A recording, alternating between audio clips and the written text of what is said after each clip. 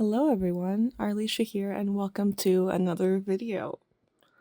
Alright, I've got my mixed media sketchbook, I've got alcohol markers, and I've got paint markers. So I'll leave links to everything that I'm using in the description so you can check it out.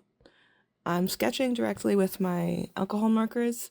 There's something about making marks that you can't take back that I'm vibing with a lot right now as I'm slowly reconnecting with traditional art.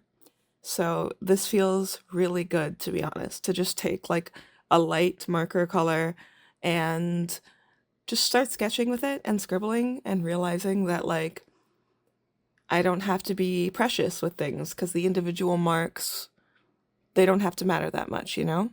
So this is great for that. They either don't have to matter, or I can just go, hey, if you want the individual marks to matter, make the marks you want. That encourages me to be intentional, you know? Even if I'm not getting exactly what I want, I can be intentional. And then, of course, we're treating this like like we're just going to layer.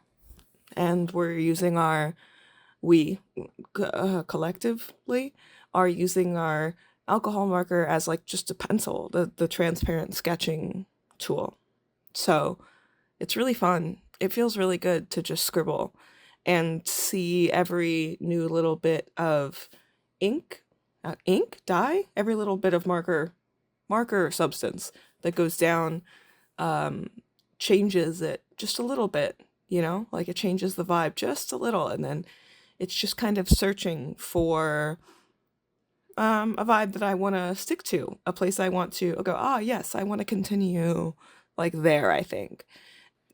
Okay, listen, this is like the last page in this sketchbook. Actually, it's really second to last page. I'm working on the last page currently. The sketchbook's almost done. And this is kind of a portrait in a way. It's an illustration of mostly a face of a figure. It's been a while since I've done this, since I've done a portrait.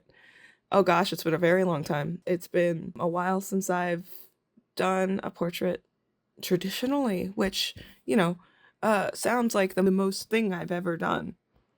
It's the thing that I do, or have had been the thing that I do.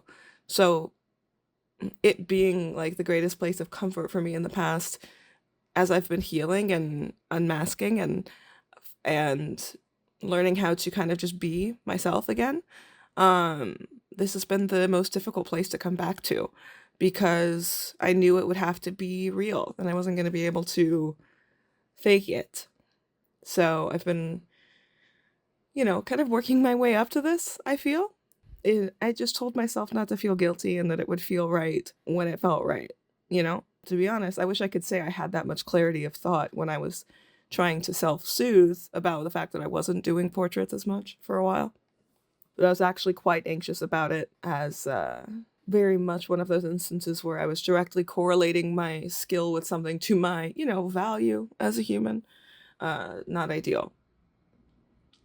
But coming back to this now, I knew it was going to require that I felt like myself. It's going to have to be real, and I wasn't going to be able to fake it. That meant it was going to have to like feel really good to me. Like making this was going to have to feel really good to me. That sounds like obvious, but it kind of wasn't for me for a while. When I was making videos and learning how to do art at the same time, those two things conflated in a lot of ways, and trying to make good videos meant that I was hindering or kind of tainting my artistic growth, because it was like a pass or fail thing, because like the art was good based on whether or not the video was good, that sort of thing. Or just social media in general, because Instagram gets in there too, on, feeling like the art is good or bad depending on how many likes a post gets, which is wild. And in that way, I know I'm part of a generation, an era of people who are so affected. And for some of us, like, we know there was a time before that, and that's what I've been reconnecting with. I've been reconnecting with the times when I just had a spiral bound lined notebook that I carried with me to every class, because it was my journal and that was like my safe space, and I doodled in there.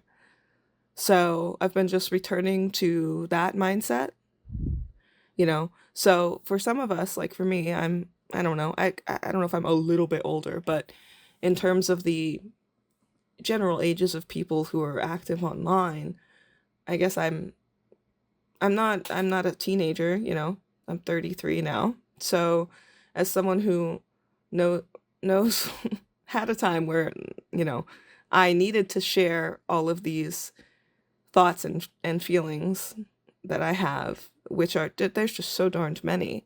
But there was no immediate correlation between that and the internet, um, because I just had a notebook, and then it starts to become really clear how social media has kind of capitalized upon our need to self-soothe and to process our emotions and our feelings, you know? Because, you know, when you feel something, when you're working through some feelings, and your first thought isn't to like introspect and go, what am I feeling? What's going on inside of me? And instead go, I'm feeling and I don't want to, so let me watch some videos or scroll or distract myself or make myself feel something else, you know, um, something I've fallen into, and many, many other individuals, I presume. Um, Seeing as how all the structure and rules are just made up by us based on what we experience. So, yeah, what that somehow that all correlates. Oh, right. When it comes to being able to make art in a way that feels authentic to me, and what that has kind of required as far as letting go of a lot of fear. So yeah, I can remember when I was able to like write in a journal or draw in a sketchbook, and the thought that someone else was going to see it didn't even really cross my head. There was actually quite a barrier between my art and the outside world because it wasn't something that I shared, and it was almost like my art was a part of me where I was able to be myself, but the my outside environment didn't really experience that, didn't really see that, you know. Um, so that's what my art was for me when I was growing up, and then that completely just flipped on its head when I reconnected with art as an adult, um, and did so with social media. So it's a difficult process to reclaim my artistic autonomy, I suppose. But gosh, it feels good. And this is the second to last page on the sketchbook. I couldn't be happier. I'm really pleased with it. We're only halfway. Are we halfway there? Whoa, we're halfway there. Whoa. I like being able to monetize my YouTube videos. So I am working on the last page. Actually, I'm looking at it right now. You can't see it. I'll post some little pictures over here of kind of some sneak peeks of what that last sketchbook page is looking like. It's really fun for me to scan in sketchbook pages part of the way through at like a really high crispy resolution. Crispy resolution. Get to see little things like a pencil mark. Well, no pencils here. We've already discussed this at length. See like a marker line or a little bit of paint or something like that. Um, in such a way that like it's all of its tiny details become big. That's relativity. It's relativity for you. That's from a Willow song. I'm using Posca pens also. Yeah, all the markers I'm using are acrylic paint markers. So you can layer them opaquely on top of the alcohol markers, which is great. Alcohol markers and gouache don't go together as well. The dye, like once that goes down on the paper, it'll kind of repel watercolor. But you can put these acrylic markers on top of alcohol markers, and I love the look of alcohol markers on paper. I love the sort of fuzzy transparency that they have, and then it's a really fascinating contrast with this opaque, chunky paint in a sort of pen form. It's really fun. And reconnecting with the part of me that's just like a kid who will use any art supply I can find And then I will use that singular red pen that I found on the sidewalk on my way home from school until it is bone dry. I don't know. It makes me think of like the Hamilton quote from Nonstop, or from a lot of the musical, like, why do you write like you're running out of time? I've lived a lot of my life feeling like I'm running out of time. So, I now lost track of what that was supposed to relate to. But it had to do with rushing, trying to get myself to slow down and to take my time.